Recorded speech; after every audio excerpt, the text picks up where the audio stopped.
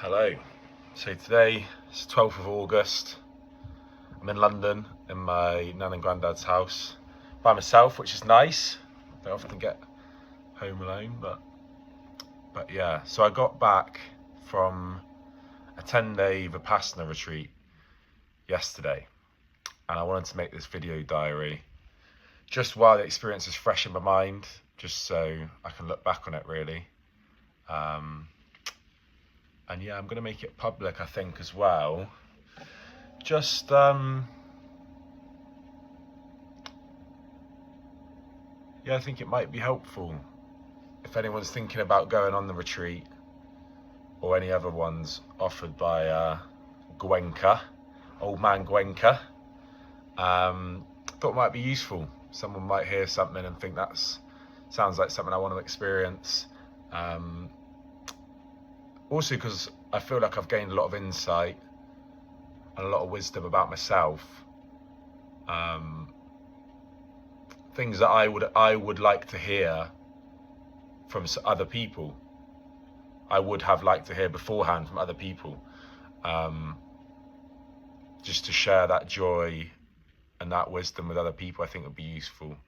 And also just because it's really interesting. I find this kind of stuff really interesting. That's why I went on it, to better understand myself, the complexities of the mind, why we think the way we think, why we behave the way we behave, and quite often against what we really want to be doing. That's what is so interesting about a lot of our behavior, is like we often do shit we don't want to do, and we know we don't want to do it, as at least this is for me anyway.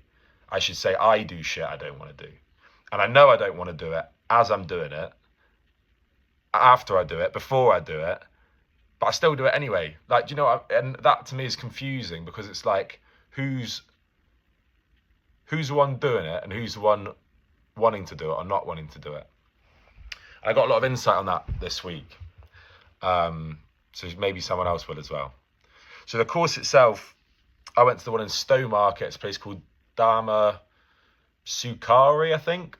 It's near Ipswich. Chill little place. It's like an old house, I guess they've bought, and then they've got their little barn. Or it might have been a stable or something, I don't know. And they've converted that into a dormitory. There is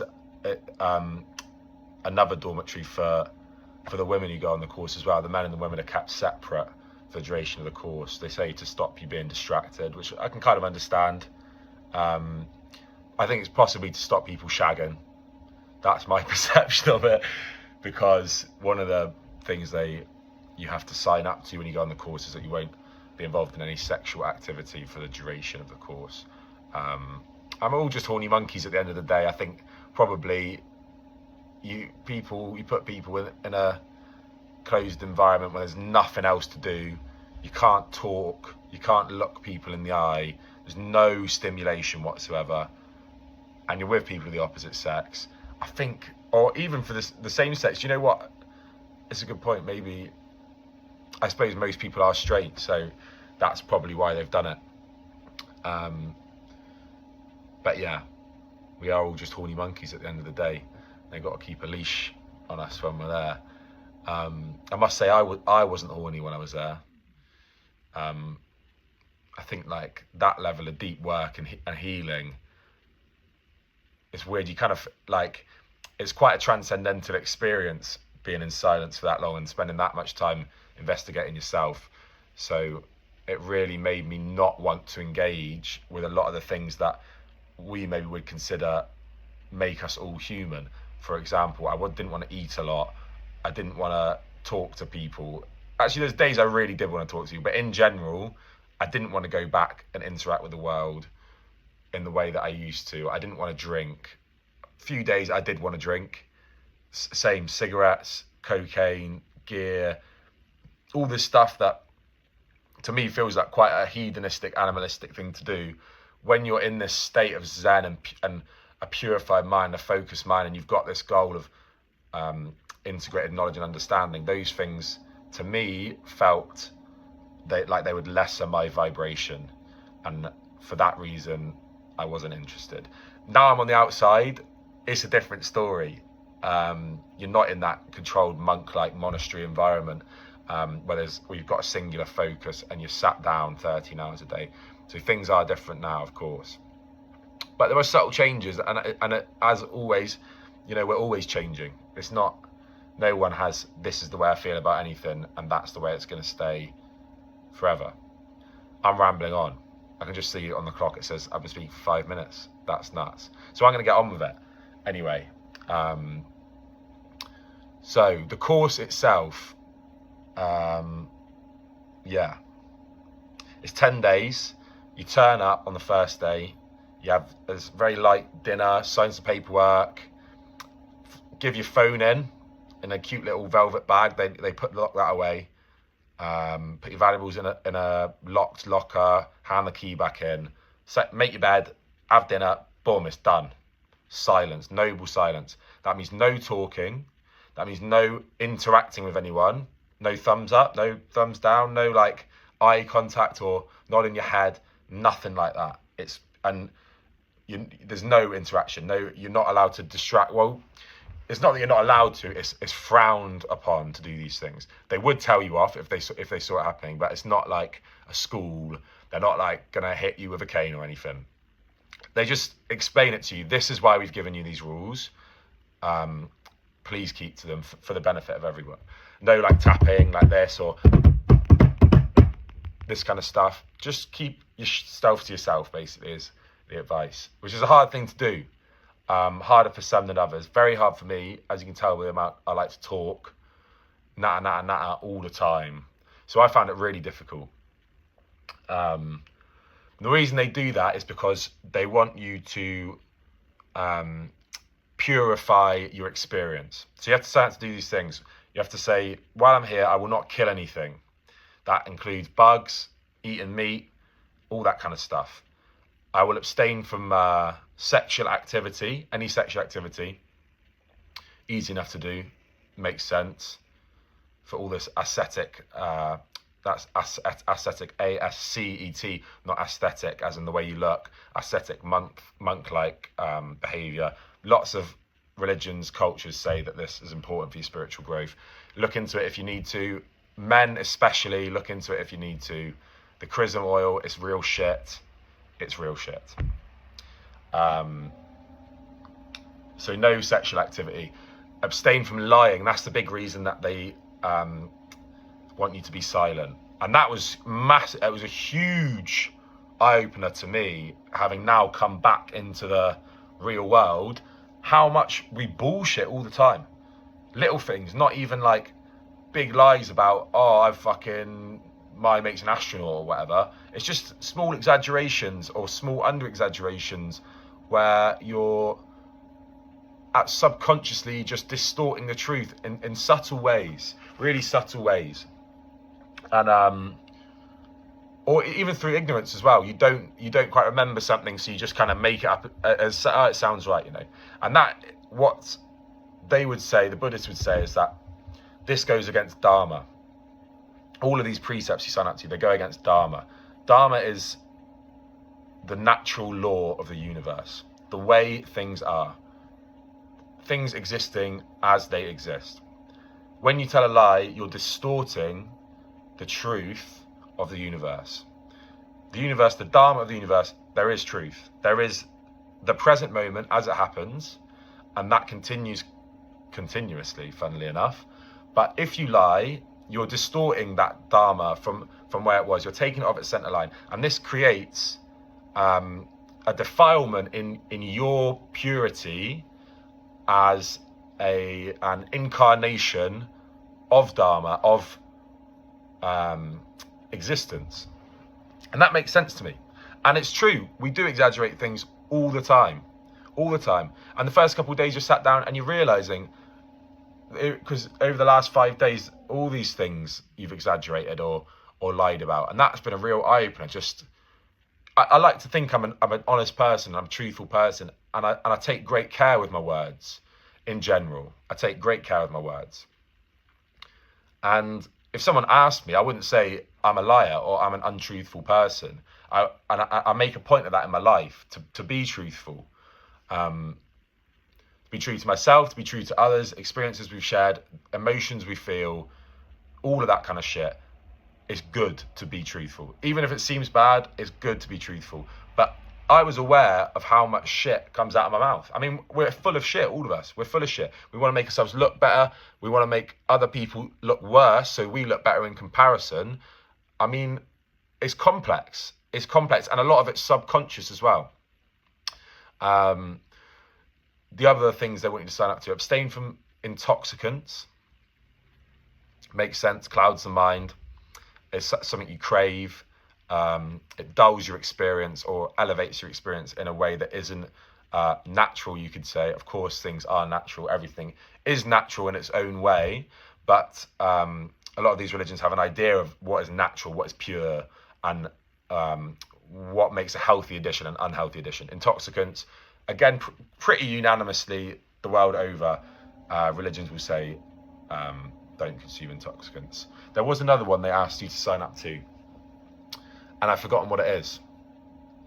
But anyway, it doesn't matter. The details don't matter. And that's not what I'm really here to do. Although I don't really know what I am here to do, just sort of chat and that and get it out of my head. But I'm not here to give this is exactly what you're going to learn. This is exactly how things run. It's more just like my take homes of this experience. Now, I got called up the day before, basically, or the day before the course. I was on a waiting list. So I had no time to prepare. Didn't do any long sittings of meditation, journaling, intentions, all of these things. When you enter a healing space, a ceremonial space, very important to have that kind of stuff set. And I was a bit nervous about that going in, thinking I don't really know why I'm here, other than I had wanted to go for a while because I do want to understand myself better. So it's a good enough reason to be there.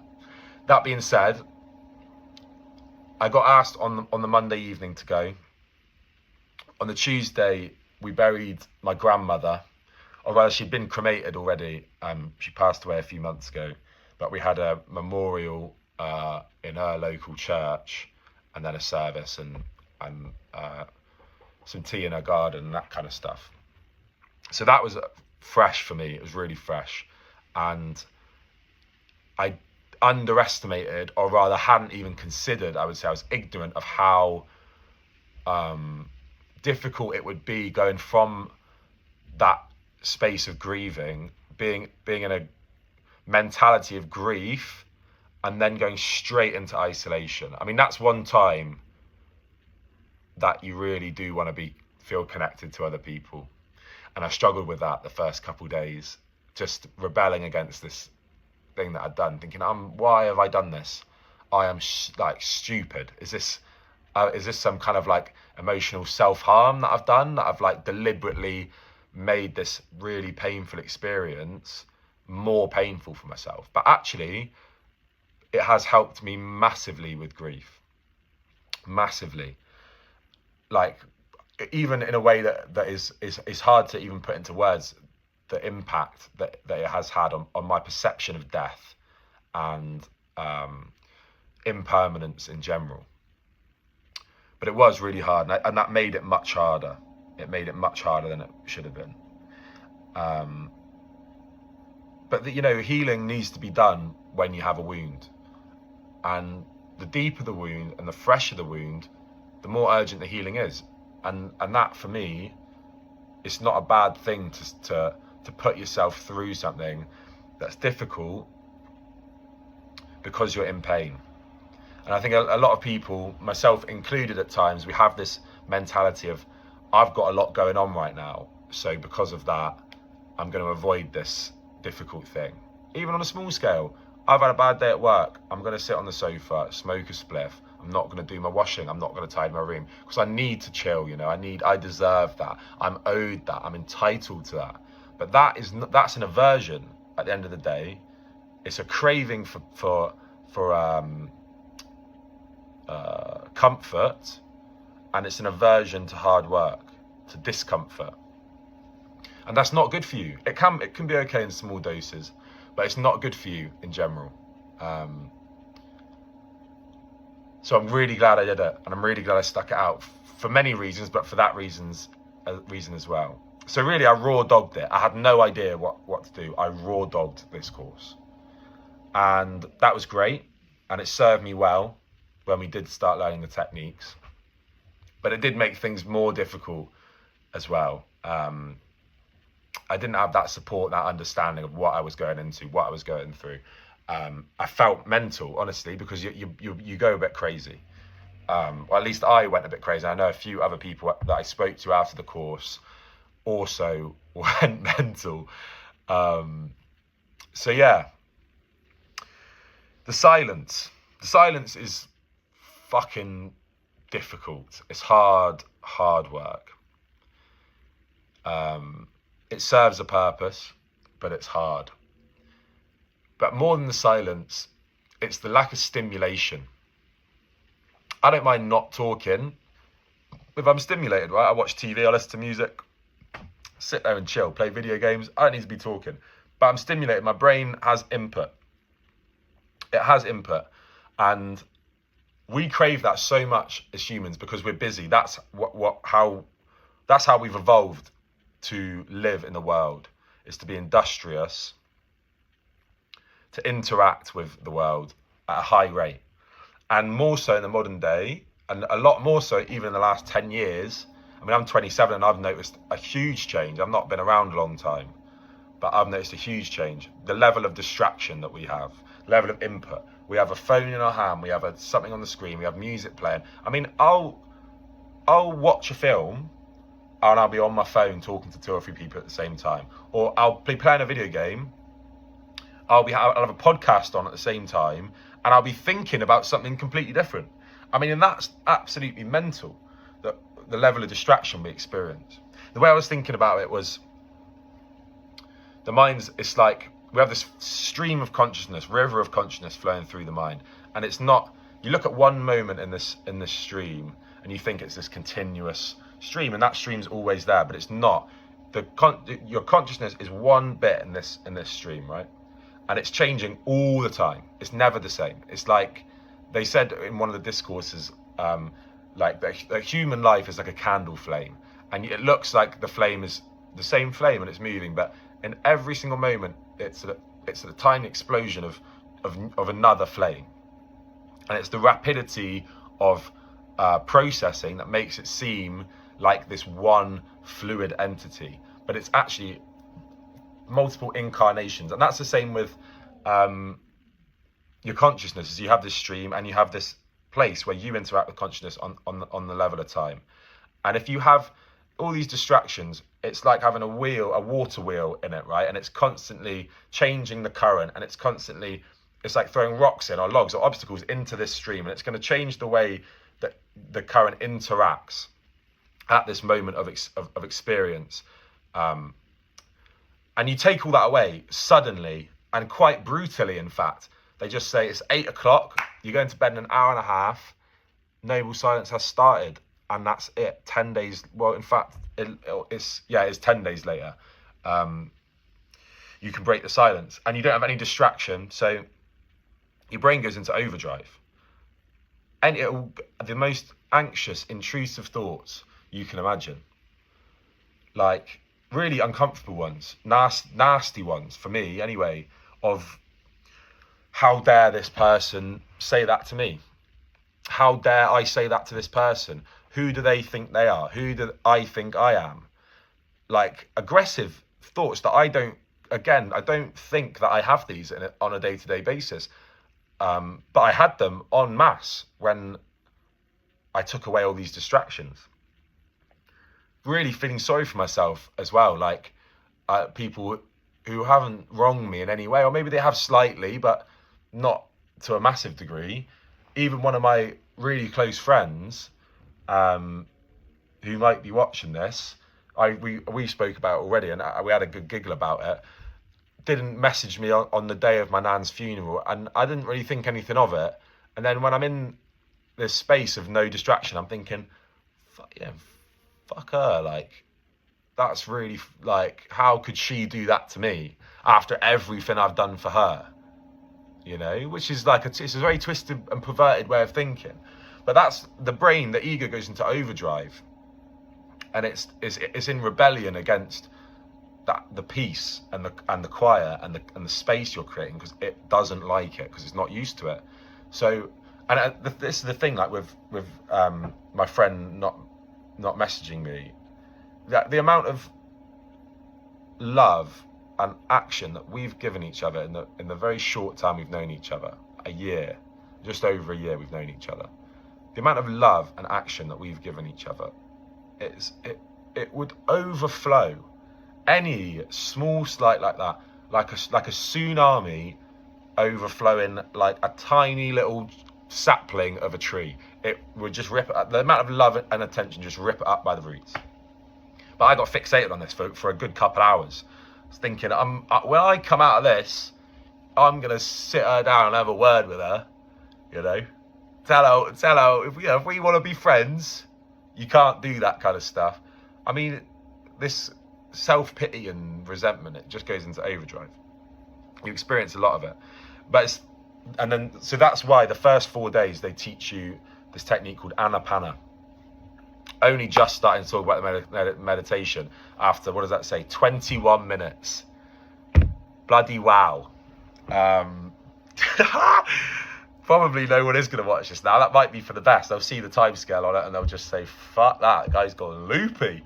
But I have always been loopy, so that's fine. Anyway, the meditation, the Anapana. First 4 days they teach us to. It's a focus on the breath. You start off by focusing on just the breath interacting with your body. Which nostril does it come through? What parts of your sinuses does it fill up? Does it change nostrils? Is it strong? Is it a strong breath? Is it a slight breath? Is it deep or is it shallow? Is it laboured? Just focusing just on the aspects of breath without expectation and without judgment of saying, oh, I'm breathing quickly, I might be hyperventilating, I might be stressing. Why am I stressing? It's because of this thing that happened to me last week. It's because of this. That's what you're trying to avoid. You're trying to focus the mind and view the world as it is with equanimity. And they kept using this word, equanimity. I had to ask what I meant because I didn't know what it was. And what it means is to view things as they are, to view things without judgment, to say, this isn't good for me or bad for me. This just is. This has happened. This will happen. This is happening right now. This is my experience of the present moment, and that is unchangeable. That is the experience. The thing that can change is your reaction to it, your opinion of it. And that is true. And we all know that. We all know that. It's like people say, have you ever gone through anxiety? I mean, I remember one time my therapist saying to me when I was particularly anxious after a breakup, saying to me, worrying about something, it's not going to change whether it's going to happen or not. It's not going to change whether it has happened or not. All it's going to change is the way you feel about it, and it's going to make you feel worse. So you can either do something about it. I mean, she wasn't this brutal, mind, but this is my paraphrasing of, and this is the way I've integrated the knowledge that she gave me, is what you can do is do something about it, make the situation better for yourself, or stop thinking about it, put it out your mind, because you're just going to make it worse by overthinking it. It goes from this little thing, and you overthink it, and it becomes this big scary thing that it doesn't need to be. It doesn't need to be at all.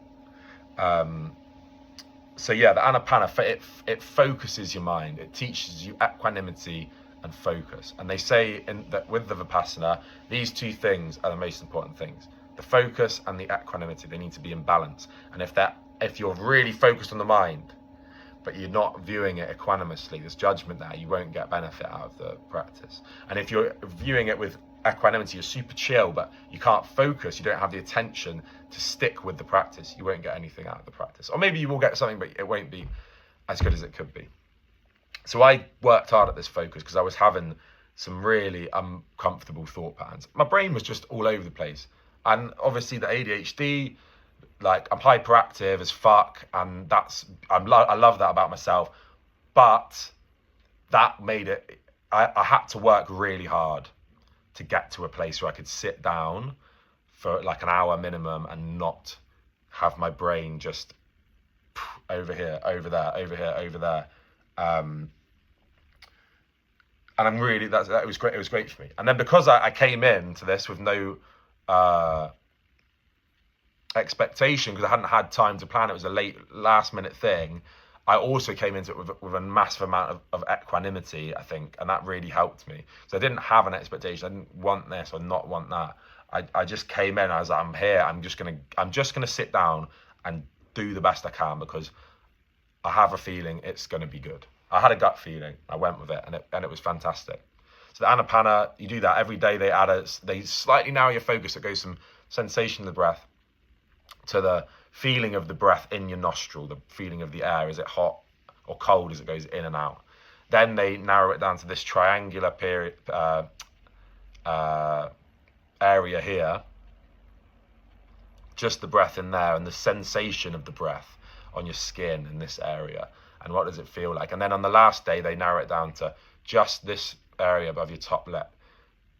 Let the breath go naturally and focus just on this area of your top lip, and what sensation do you feel? Any sensation. Is it heat, cold, perspiration? They kept Mr. Gwenka kept repeating this at the start of the sessions. Any sensation you feel, tingling, whatever it is. And that's to narrow and sharpen the mind and the focus of the mind. And so then on the 5th day, they introduce Vipassana. You do your first Vipassana session.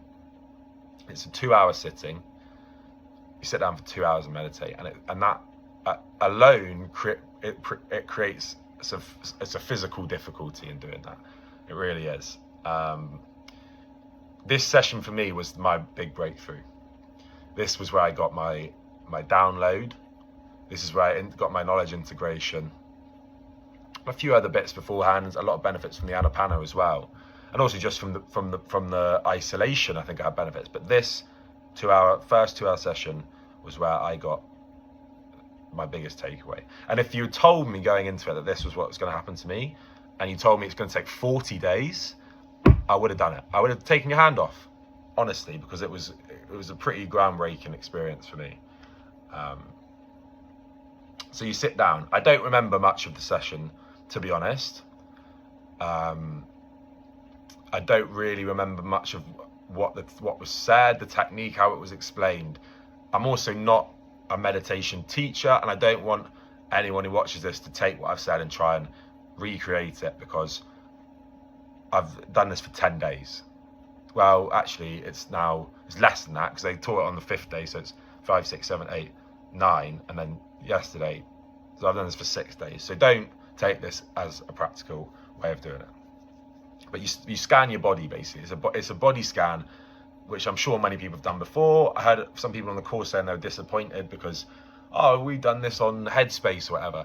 But I remember using Headspace a while ago, and it's not a body scan like that. I think that's a fundamental misunderstanding of the technique, at least from the small amount that I know. It's a body scan that focuses on small parts of the body, but small but important parts of the body, like the top of the head.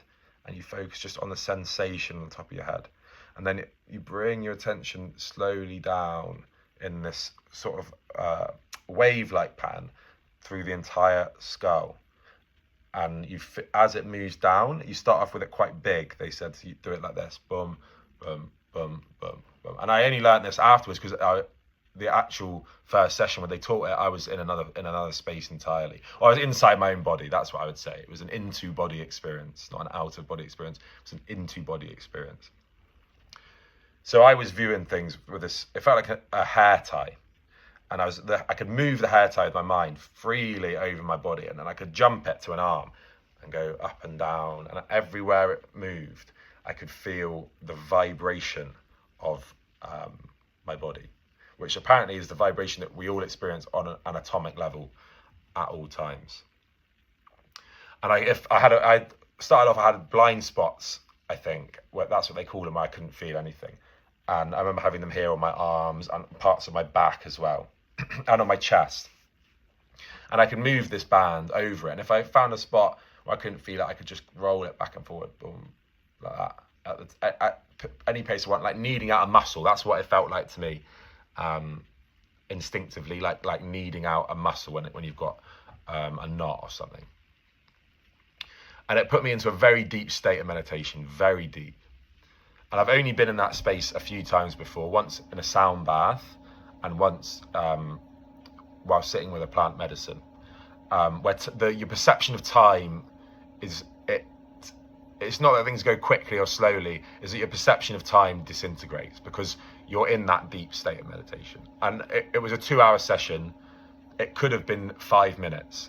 It could have been 2 days.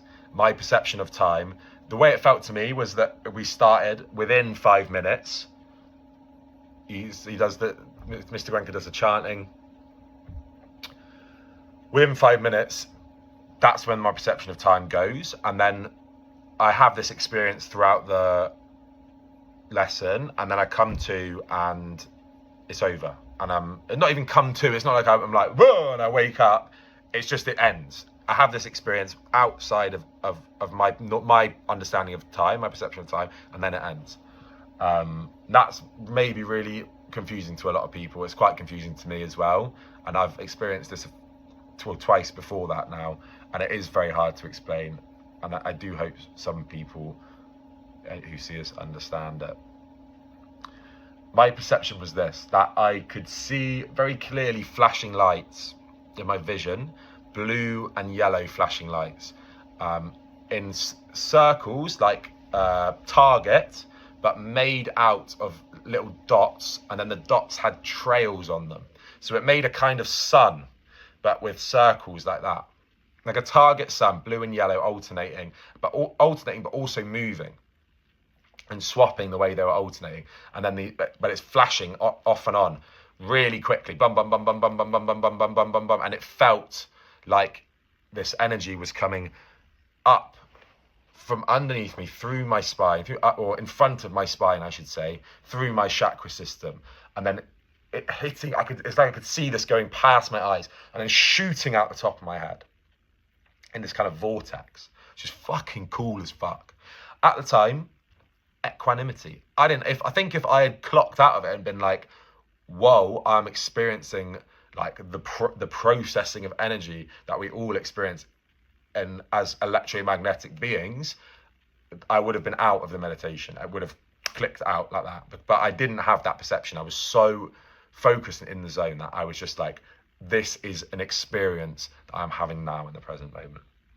I felt very strongly a fluttering, like a hummingbird in front of my heart, very strongly, not continuously throughout, but a few times throughout this experience, I felt it. Really strong, powerful fluttering in front of my heart space. I'm starting to sweat. I mean, it is hot today in London, but also this is like, it is an intense experience. I felt very sick as well, a lot of nausea. My breath at times was very, especially at the end, as the chanting starts again, that signifies the end of the session. My breath was very jittery and laboured, I would say. So that's this experience. I felt this kind of, but also beyond that, I felt this vortex of energy, which was amazing, absolutely amazing. But mostly the things that, I mean, that's going to stay with me as well. I was going to say mostly the things that stay with me, but that also, the whole experience is going to stay with me.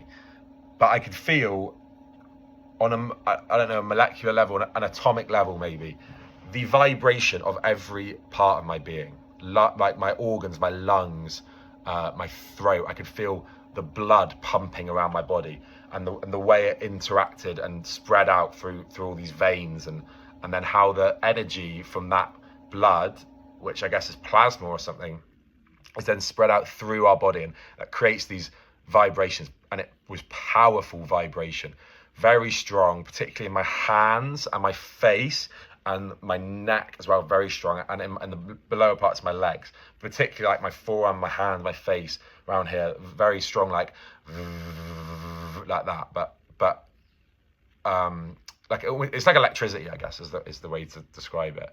And that continued for about an hour after we ended the session.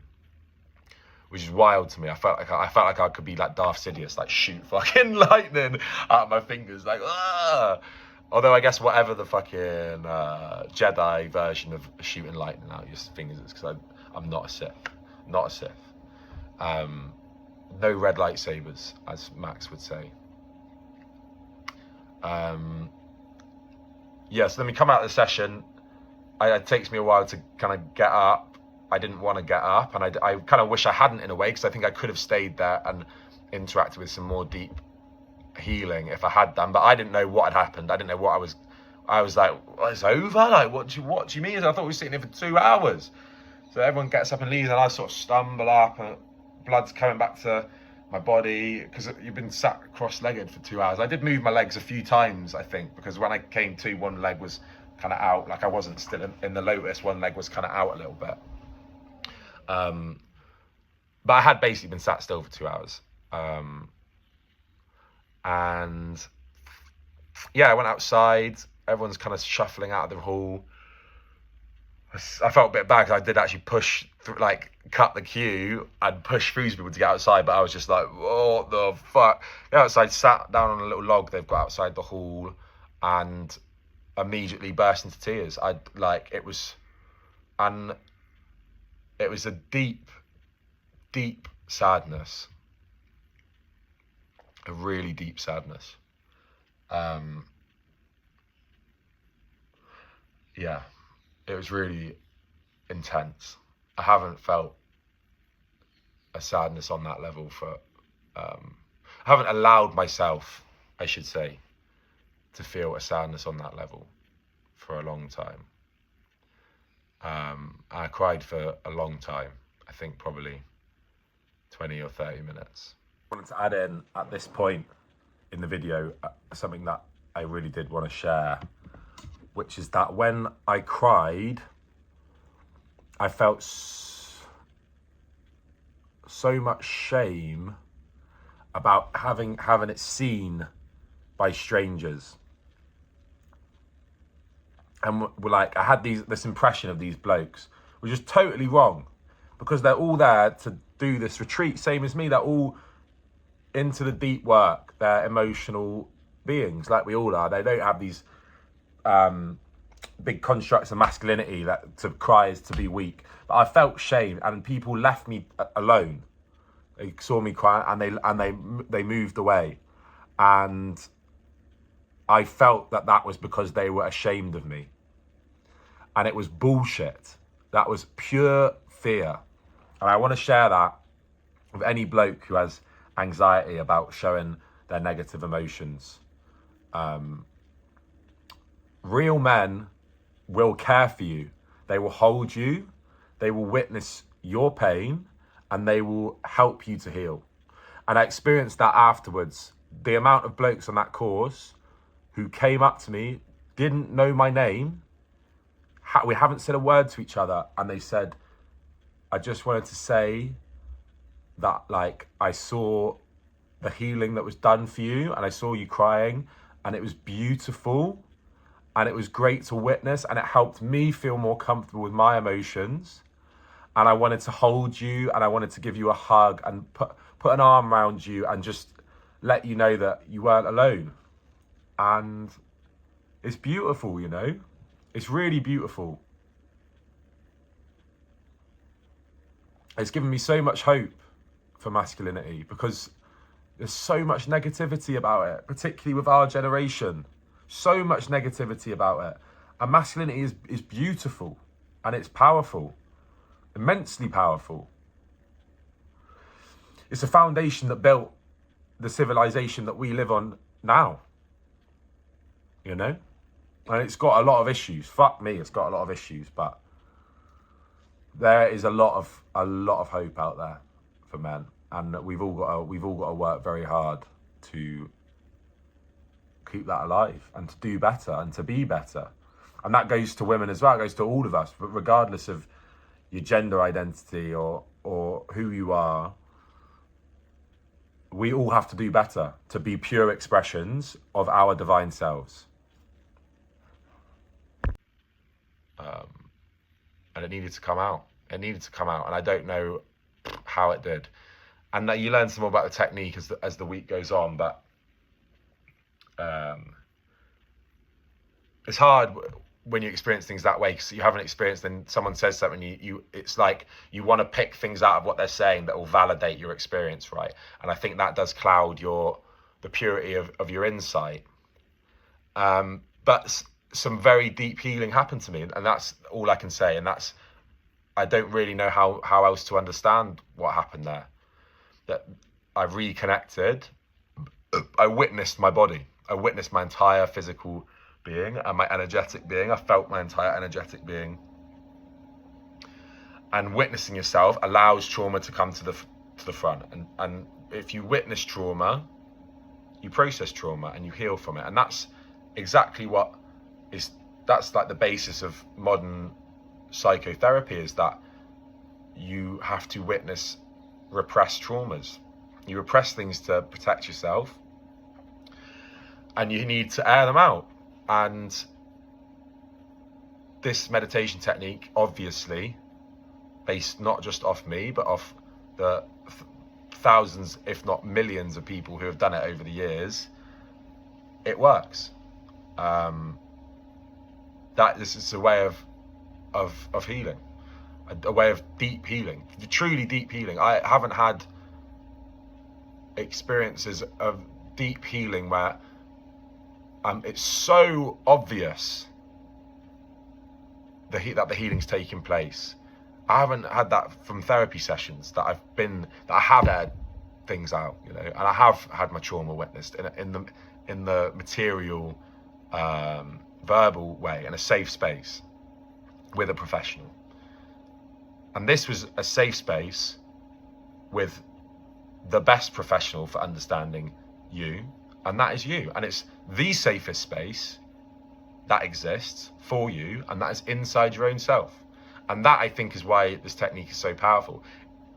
It's a true way of coming back in contact with yourself, getting rid of all these distractions, getting rid of all of these things that we do, habits that we have, things that we say, things that we hear, things that we see that take us away from who we really are. And who we really are, it never leaves us, It never leaves us. It's like within all of us, there's this thing, whatever you want to call it, yourself, your divine self, or your Atman, or whatever it is, and it's always there, and it wants to be seen, and it wants to be heard, and it wants to be listened to.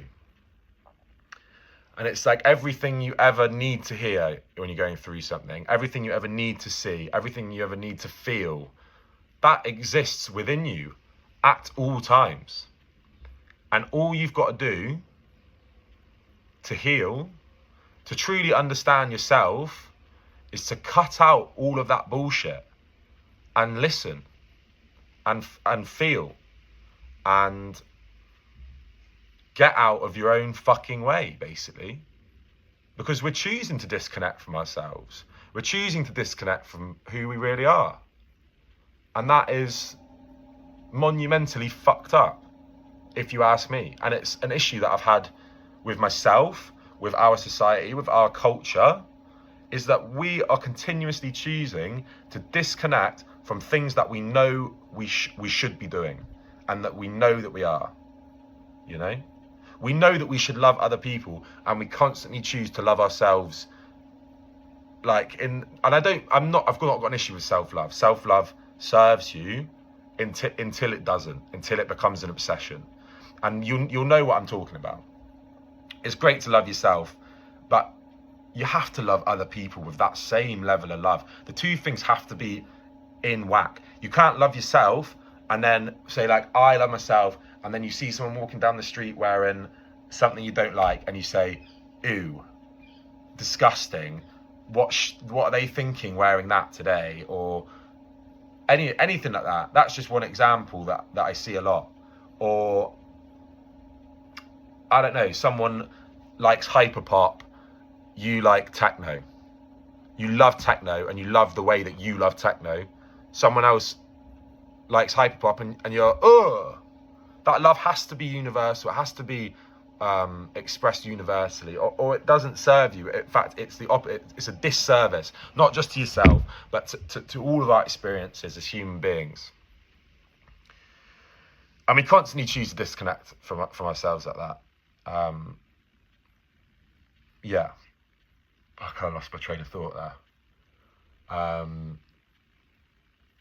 But yeah, it teaches you a lot. And it's not the kind of learning, it's integrated knowledge. That's how I've understood it. It's not the kind of learning that's like, you hear something, it sounds good, it makes sense to you intellectually. You say, I now believe this to be true, to be truth, and I'm now going to reproduce this truth. I'm going to share it with other people. And that's now my truth that I'm going to share with other people. One of these things that is impermanence is one of the things that they want to teach you to come out of your cycle of craving, aversion, and ignorance. And one of them is impermanence. And I've caught myself saying that. I say it all the time. Everything's transient, right? Everything's transient. I say it to myself. I say it to other people. You know, experience what you're experiencing. Someone goes through something sad, but don't hold on to it, because that will pass, and you know, you'll feel better. Or when you feel good, don't become obsessed, because it will pass, and you will feel worse. And nothing lasts forever. Friendships change. People change. Romantic partners change massively. I'm learning that. Every single partner that I have, I learn that I change as a lover, as a partner, and so do they. And you can't stop that. And we humans, we are terrified of this. We're terrified because impermanence signifies decay and death. Time is the ruler of this plane of existence, because all things are subject to time, because all things die within time. And that is a fact. And that terrifies us. It's like with AI, right? The reason we're so obsessed with creating this AI is because we want to live forever. I mean, I don't want to live forever. You probably don't want to live forever. But the crazy ass bomb villain motherfuckers who are making this stuff, they want to live forever. They want to upload their consciousness. Even wearing these goggles, right? This is a way of... it's like the first step of integrating with machines beyond using a phone, which I'm sure people are aware. It's like a fucking bionic person or whatever. But you're literally replacing your eyes, your God-given eyes, with machine eyes. You're wearing them. You have become a cyborg, and this is like we know our eyes are going to decay, so we want to replace them. We know our arms are going to decay, so we want to replace it. We know we're going to die, so we want to upload our consciousness to this great AI or whatever's going to happen. And that's a craving for permanence, and it's an aversion to impermanence. Impermanence is the way of the world. It is a divine truth. You cannot escape it. So why would you have an aversion to it? Why would you crave the opposite of reality? It's pure ego. It's toxic. It's the definition of toxic. Not like, she toxic, girl. It's toxic. It's toxic to your perception of reality.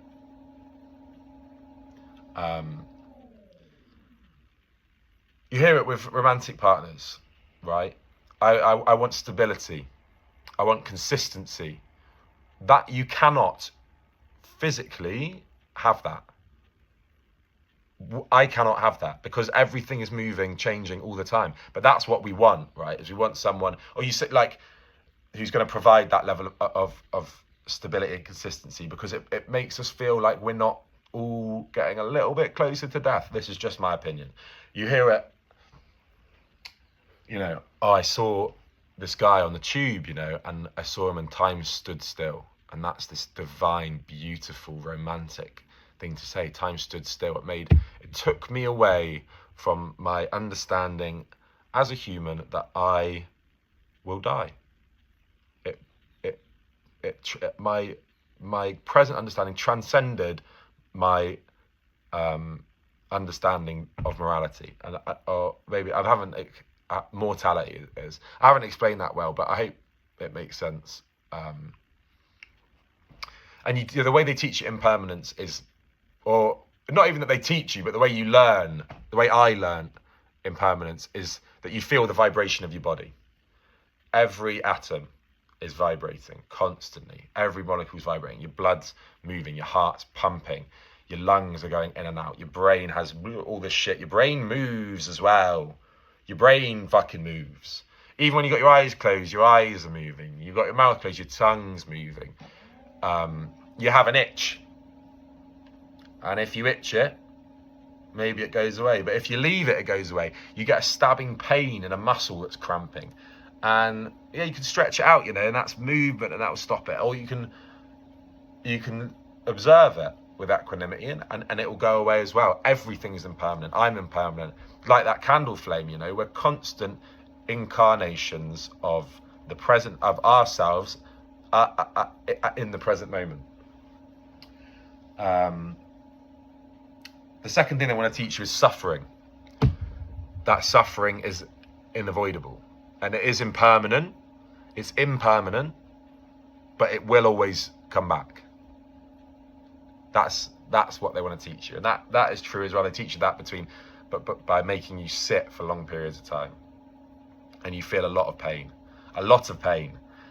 physically, and, in between the sessions, you feel a lot of pain mentally, emotionally,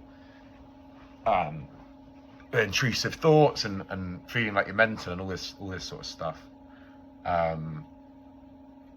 The physical pain's hard. I mean, you sit with your legs crossed, your knee joints are fucked, your ankle joints are fucked, you sit with your back as straight as you can, and it's cramping. And we're not used to sitting in the lotus position. There's a few blokes there and ladies there who I could tell, they're experienced meditators or maybe yoga practitioners or whatever it is, and they have these beautiful postures, perfect lotus with their knees on the floor and their hips open and their back straight, and they're sat there with their hands in whatever position, just like statues. For me, it's not me. I carry a lot of stress in my hips. I've had injuries to my shoulders, so they're a bit fucking, I'm all a bit like a Neanderthal or something, I'm all hunched over or whatever. I found it really difficult. I stuck it out. They give you some pillows. I had these 2 little pillows under my knees, which really helped. But it's immensely painful. Like torturous at times. And you have to sit through it. You don't have to. No one's going to stop you if you get up and move or leave or just say this is too much. But most of us stuck it out. And that teaches you 2 things. It teaches you pain. You're going to experience pain no matter what you do. And it teaches you it's up to you how you process that pain, because you can sit there and just with your legs crossed, just not focus and just go, I'm in pain, I can't do anything, I'm in pain, it's too painful. Or you can really focus on the technique and these different body scans they do on the skin and in the head and in the lungs and through your body in all these different ways, and the pain will subside, which is bizarre because you're not moving, you're not putting yourself in a more comfortable position, but your attachment to the pain becomes less and less and less. Your relationship with the pain changes. It stops becoming something that you need to avoid. Pain is bad, and it starts becoming pain just is. And you just deal with it. And that's fascinating to me. Truly fascinating to me. And it's really changed my perspective on a lot of stuff. Because I have a very high physical pain tolerance, but I have an aversion to discomfort massively. And I seek that out. I seek comfort out a lot more than I would like to. With my eating habits or whatever it is. And that's made a big difference. Just knowing that pain isn't this bad thing. It's just, pain is just a fact of life. The same way that it is that we're going to die. And that everything's in flux. The third thing they teach you is egolessness. Or the third thing they want you to learn, or at least I learn, is egolessness. That by the very nature of observing yourself and seeing and not seeing is the wrong word, but feeling these different processes going on within your body and these thoughts coming from somewhere, and you engaging with them if you choose to, or you observing them if you choose to. It teaches you that this is not yours. You know, your ego doesn't really exist. It's just this constant wheel in a stream, a wheel in a river. And it's an interaction with a deep level of consciousness that exists within us anyway, which is you, which is who we all are. And it's a shared consciousness. We're all that consciousness. It's the same river. You follow all these different streams back to source. They're all going to come from the same fucking spring, you know, and they're all going to end up in the same ocean. We're all the same system of consciousness. That's what I'm trying to say. I hope that made sense. But you take that wheel out and the ego dissipates. It dissipates. And that's hard, I think, to understand if it's not something you've gone through. But it goes. That your attachment to these things, it dissipates. And you just experience this pure stream of consciousness. You're still observing. There's still this thing. You're still observing it, right? So maybe there is some kind of self still there. Maybe that is ego in some way. I don't know. I want to say these are not thoughts like I'm giving you as fact, right? This is I'm working everything out as I'm going along, you know? And that's part of the reason I'm making those videos, because I want to work things out, and I'm curious. I'm very curious about what's going on and what this reality is that we're all experiencing.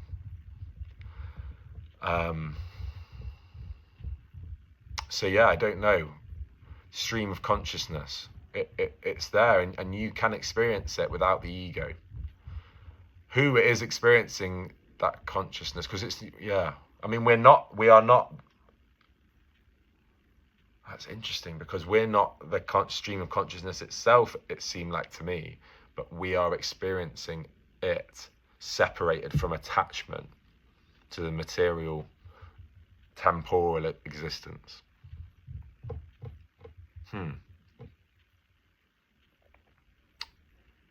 That's something to think about. Well, yeah. And that's, I mean, so you experience it without craving and aversion. And that's what creates the ego. It's craving and aversion. For craving and aversion for things that have happened in the past, and craving and aversion to things that will happen in the future. And reactive craving and aversion in the present moment. And that's the thing they want you to get rid of in Buddhism, to achieve liberation or nirvana.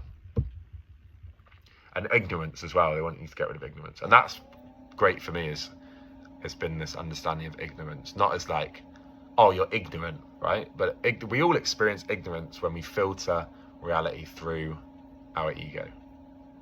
Because we don't see things as they are.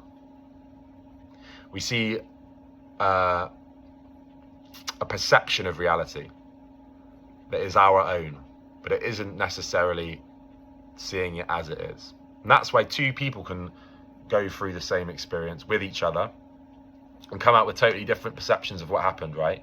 And both of you are wrong. And there is a truth. There is a truth. That happened. That is the natural law. That is the way things happened. It's like Gwenka said this parable of like, which maybe some of you have heard of, like this 5 blind people come across an elephant in the woods, and one of them grabs. They're touching the elephant and they're trying to work out what it is. Someone touches the tail and it's fluffy and it's got a long thing on it, and he says it's a broom. And then someone touches the leg and they say it's a tree because it's like a trunk. And then someone touches the trunk of the elephant and they say, oh, it's a vine. It's a vine, right? And then someone touches the ear and they say, oh, it's a fan. And in reality, it's a fucking elephant. And they're all wrong, but they're all right as well, because they're experiencing their truth, and that's right to them. But it's not the truth. And ignorance, that's the experience of ignorance. And you can see things as they are if you work on it. At least that's what I think. You take a step back and say, what's my emotional response to this right now? Am I being taken to a place of anger, self-pity, guilt? And is that affecting the way that I'm experiencing this present moment? And if it is, let me take that away and let me see it from the other person's point of view, or from all of these people's point of view if I can, or see it completely impartially and view it as it's happened and as it is happening. And that's really what we all want. We want to be able to do that. I'm certainly nowhere near there. That's one thing I've learned, is that I have an enormous amount of work to do. And we all are, I think, but I'm a deeply hurt person. I have a lot of pain. I carry a lot of pain with me. And some of it's self-inflicted. A lot of it, I think, is self-inflicted in the way that I've dealt with things over the years and the habits in my brain. Maybe things that have happened to me I could have processed differently and understood in a more healthy way, and I wouldn't be carrying them with me still.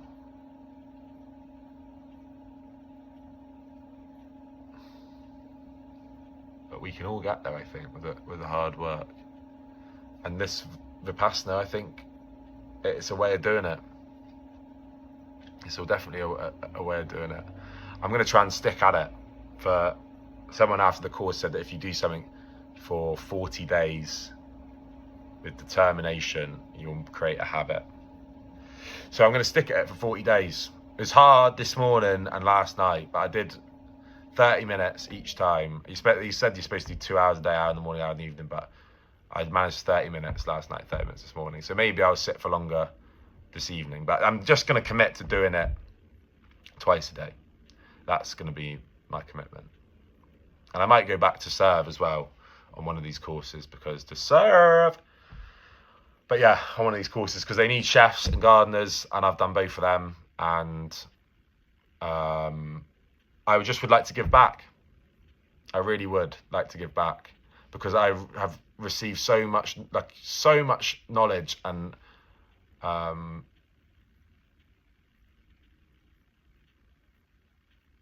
so many blessings from 10 days. It's crazy. It's like a paradigm shift, really. It's nuts. It's truly nuts. I might end this video now, because I've just seen that that's been going for an hour, and that is fucking serious crackhead shit. Actually, it's not crackhead shit at all. It's just a fucking video diary about a very important experience I went through. And it is what it is. Yeah. Well, I'm going to end it then. 1 minute and 20 seconds past the hour. And if you're watching this in the future, Wilkie, hello. I hope you have made use of all this knowledge and experience, and I hope I can be proud of you as well. I know I will be, but I hope I can be, and vice versa. Ahoy!